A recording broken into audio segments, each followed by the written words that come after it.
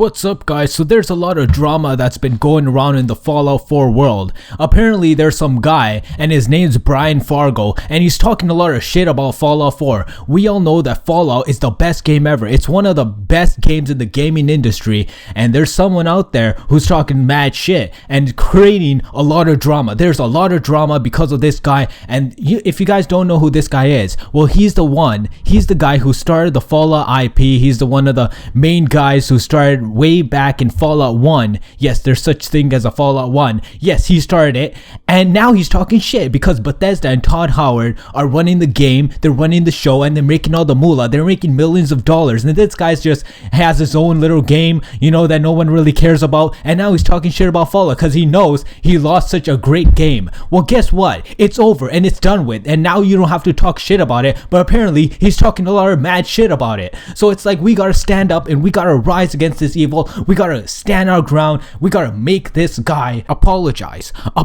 for what you said.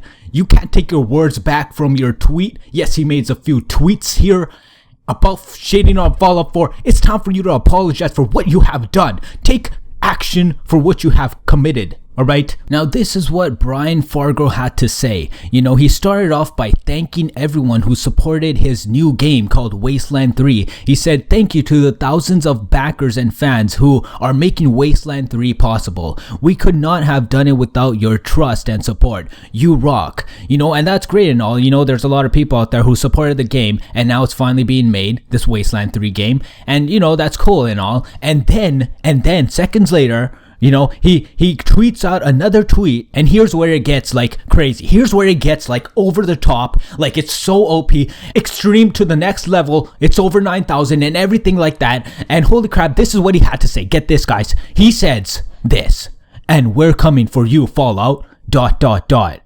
Like, what? He's coming after Fallout? Like, Fallout's the best game ever, and he's coming after Fallout. He's talking mad shit right now. He's talking so much shit about Fallout right now as we speak. It's like this guy he thinks he's all that. He thinks he's all that with this new game, Wasteland 3, and it's like, dude, your Wasteland 3 game isn't even that good. It's not even that good. Like, Fallout's the best game ever, and you're talking mad shit right now. I'm not sure exactly who this guy thinks he is. He's going after Todd Howard, our great Lord and Savior. Todd Howard is our mighty Lord, and now he's going after him. We gotta take a stand for this. We cannot tolerate this. This is insane behavior. This is childish. And I'm trying to be the bigger man here, trying to be more mature, and this guy's older than me, man. This guy's like 50 something years old, and he's talking like this? This is outrageous. I mean, I consider myself to be somewhat of a mature person, a mature human being, a decent human being who puts soda pop cans in the recycling bin. I mean, this Brian Fargo, for all we know, he probably puts those pop cans in the garbage. I mean, that's just ridiculous. How could a human being just live with themselves knowing that they have committed a crime by putting a recyclable can into the garbage? That's a waste. That's the waste to our world. And this guy, he probably does it. I don't know. I'm just saying that, but this is the type of person he appears to be with these tweets, saying things like, "And we're coming for you, Fallout." You know what I mean? It's just, I'm baffled. I'm baffled at this point. And you know what, guys? You guys might be thinking that I'm overreacting a little bit here. I'm a little overreacting, but you know what? I might be here just a little bit, just a tad bit, but he goes on to say more things about Fallout 4, talking mad shit about Fallout 4 even further. If you look back at his older tweets, he was actually talking shit way back then. And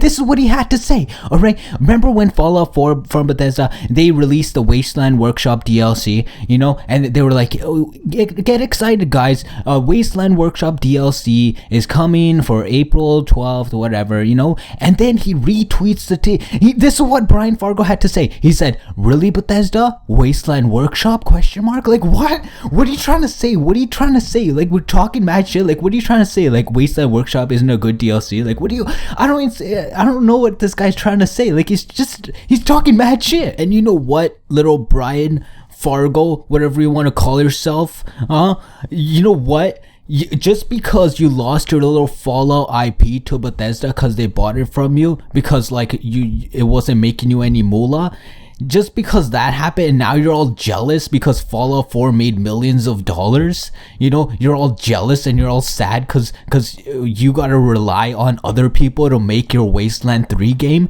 Yeah, that's right, you gotta get people to donate some money because you're probably homeless or something. Just because you gotta do that to make your game Wasteland 3 doesn't mean you gotta talk shit about Fallout. Brian Fargo, more like Brian fart me. Go fart me some shitty games like Wasteland. Go fart me some shitty ass games like your Wasteland 3 that you're gonna come out with. You know, we all know it's gonna suck balls. Fallout's such a better game than this little Wasteland or wherever. At least in Fallout you can actually jump. Just a simple mechanic as jumping. Jump in the air just like in real life. You can do that in Fallout. Yeah, did you know that? But in Wasteland you can't really control your character. At least in Fallout you have like more accuracy. You actually have skill. You need skill to like aim your weapon and shoot enemies and stuff like that, you know, rather than just clicking a few buttons here and there in Wasteland. But in Fallout you can do so much more things. Guess what? In Fallout you can have like a better companion and you can like talk to them in real life and you can see their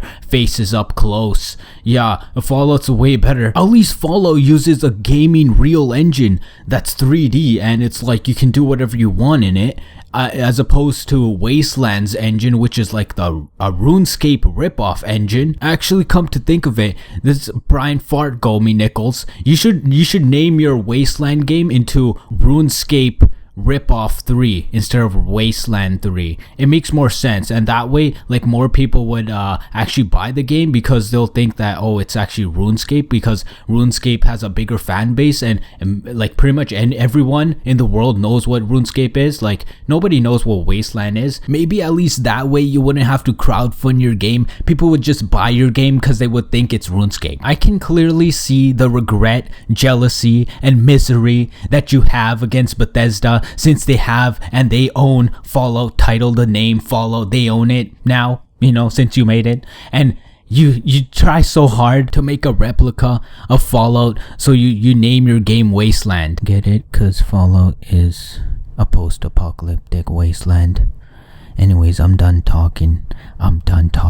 Here's some Fallout gameplay, some Fallout clips that just further proves my point of Fallout being the greatest game of all time. Don't forget to leave a like, because this is the biggest secret in the game in Fallout 4. If you're referring to Maxon, you're right. He's still going to be a problem, but I might have a way out. I hope that's enough to convince you to take your place as Elder of the Brotherhood. The litany's clear. We have a new Elder. I want to make one thing clear to everyone. This body might be synth, but my heart and mind belong to the Brotherhood. The Institute is still a tremendous threat to the Commonwealth. They possess technologies that need to be confiscated or destroyed. And even if that means I have to pull the trigger on my own kind, I'm willing to make that sacrifice. Just prepare yourself. I don't know what Maxon will have in store when we arrive. When Halen warned me about Quinlan's discovery, she begged me to confront Maxon. She told me that there were Brotherhood soldiers that still believed in me, that would stand behind me if I challenged his authority. At the time, I told her that it wouldn't be right to cause a rift in our ranks. We're on the brink of war with the Institute, and weakening our unity felt like I'd be backstabbing my own troops. But knowing that you're still with me, maybe that will be enough to convince Maxon that he's making a mistake. I'll come back to the Pridwin with you.